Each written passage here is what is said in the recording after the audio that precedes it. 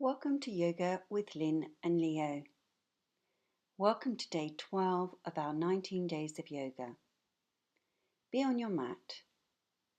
Come from either a kneeling position or prone position for Adho Mukha. Tuck your toes under, ground down into your palms as you lift the whole of the torso. Come into dog pose. Become aware of the base. Press firmly down into the palms and extend and elongate the side waist. Take your chest towards your thighs. Become aware of your dorsal spine. Look forward. Jump or step the legs to Uttanasana. If you're stiff in the legs, as you can see here in the video, take a couple of bricks. Keep the legs lifting up and the spine elongated. Press into either the floor or the bricks. If you're able to turn the bricks a little further, then see that you go on the lower end. We're coming back for Adho Mukha. Either jump or step the legs back. Come back to observing the base of the pose. Become aware of the sole of the foot. Press strongly down with the big toe joint, the ball of the foot, and elongate through the sole of the foot towards the heel side. Open the whole of the back of the leg. Move the pelvis towards the back thighs. Maintain the action. Maintain the length. Coming out of this pose, look forward, either jump or step the legs towards the hands. Come for Uttanasana. Again, if the legs are tight, be patient. Keep the practice regular and the legs will extend over time. Coming up out of the pose, standing in Tadasana. We're coming for balance in action. Our balance in action today is Vrksasana. This is when we take the leg at an angle. It takes tremendous concentration. If you find this action difficult, as you can see here in the video, take hold of a belt. Bend in your right leg and placing the foot to the inner thigh. See if you can balance. If you find it difficult to take the leg or the angle is a problem, then take hold of the belt around the lower leg. Try to bring the foot towards the inner thigh. If you need the wall, then take the hand to the wall.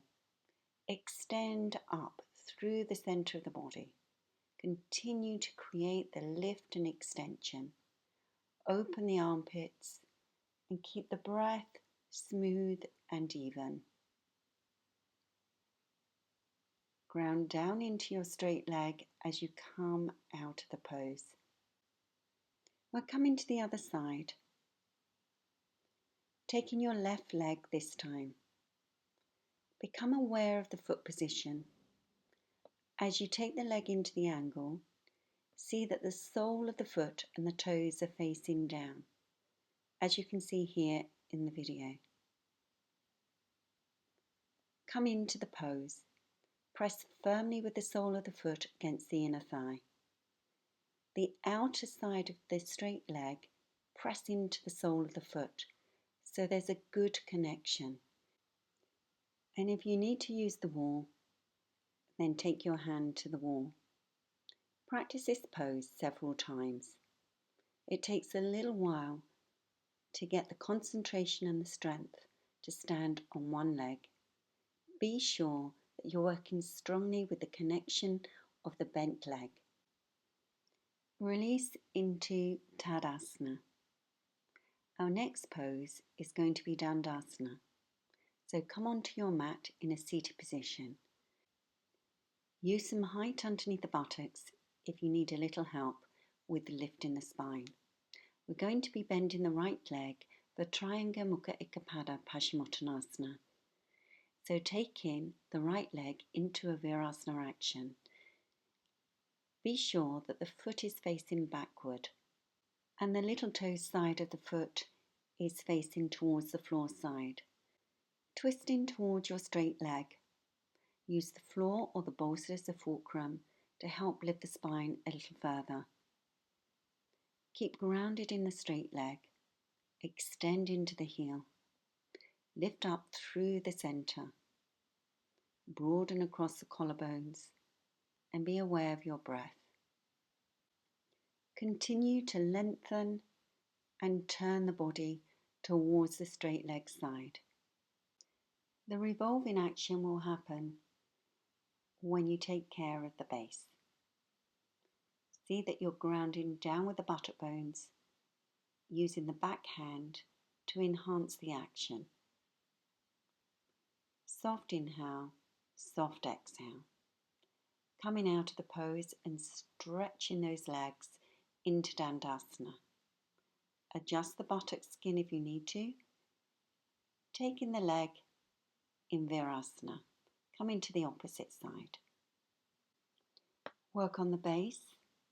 So before we twist in this action, see that you get that lift from the base of the spine all the way through the center of the body.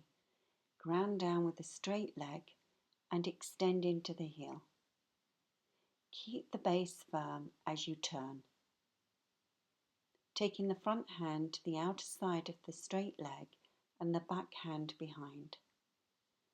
Be sure that you're using both hands as a fulcrum to lift up. This twist can be fairly challenging. To get more revolving in the spine, we have to ascend a little further. The space and the freedom within the spine will help you to come into some of these twisting actions. Keep the base firm and strong. Press into the fingers and lift up as we come out of the pose. Straighten the legs in Dandasana. Just take a moment to re-establish that lift in the spine. This is what we're looking for in our inversions. We're coming for Halasana and Sarvangasana. If you're familiar with the props, then place your 4 foam pads into a mat. Get yourself a launchpad and lie back on your support. If you're unsure of the supports, then take a look at the video. Roll over into Halasana. Support your spine. Keep that lift throughout the whole of the spine. Lift the back of the pelvis towards the back of the legs. Keep the strength and extension through the upper body. As you can see here in the video, extend your arms away from your back, interlock your fingers to create more length in the upper arm. This is an excellent way to create space in the shoulders. When you're extending, with the arms lengthening behind your back in this way, maintain the lift from the armpit up towards the buttock. Keep the legs firm and straight. Change the interlock of the fingers so the other little finger is on the outside. And again, reach those arms away from the back. As you're reaching the arms, challenge the back body. See that the lift comes all the way through the center. Be aware of your front body as you place your hands onto your back. Prepare for lifting in Sarvangasana. If you're unsure of this pose, then take a look at our pose directory. Extend into the heels as you maintain a good Sarvangasana shoulder balance. Scan the body from the base. Ground down with the upper arms and see that you get that lift all the way through from the shoulders to the heels. Continue to lengthen through the inner thighs. Let the breath become smooth and even. Keep the life in the feet by extending the toes.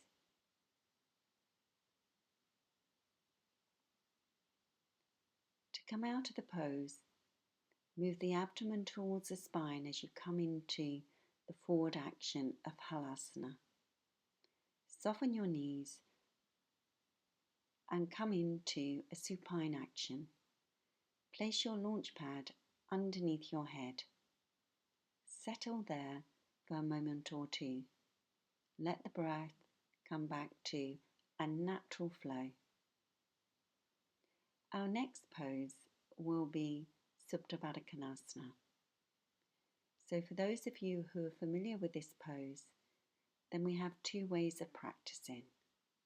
You can either practice with the soles of the feet together onto a bolster, or by catching the ankles, as you can see here in the video. Either way, be sure that the lower back is lengthening. As you can see here with Leo, Leo will lift the back buttock to move the tailbone towards the bolster. And then once you make that adjustment, then lie down into your supine action. It's important when you come into this pose that it's comfortable. If there's strain or difficulty, then that will take your mind off of completely releasing and relaxing. Working passively. If there's difficulty in the thighs, the groins, then take some support underneath the thighs.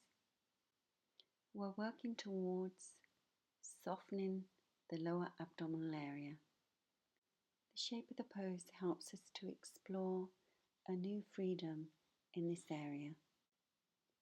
Breathe into the openness and become aware of the space. Soft inhalation and exhalation. With each breath, see that you take the breath from the center of the abdomen to the outer edges, and gradually become aware of the breath leaving the surface and working on a slightly deeper level.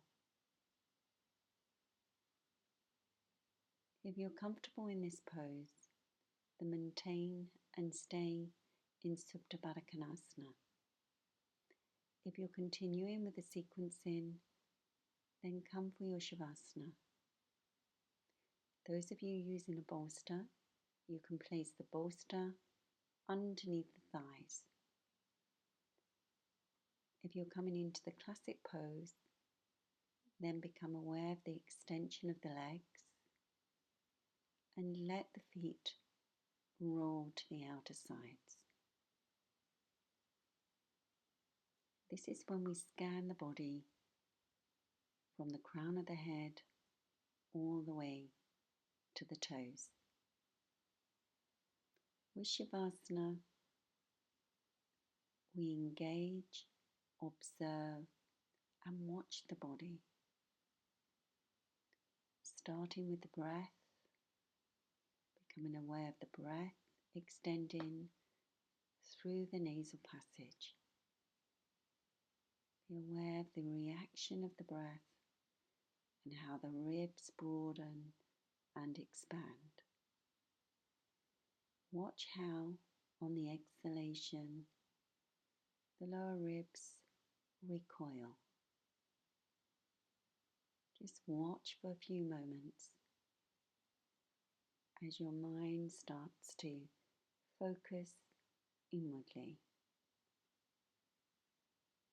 As you start that focus, that inward focus, let the facial features completely soften and release. Continue in your Shavasana. If you're starting to completely relax, continue to observe the breath in this way. If you're continuing with the sequencing, then roll to your right side. Just be there for a few moments before coming into a seated position. When you come for your seated position, just be there for a few moments. Keep the spine upright. Take a few deeper, longer breaths. We look forward to seeing you for day 13. Namaste.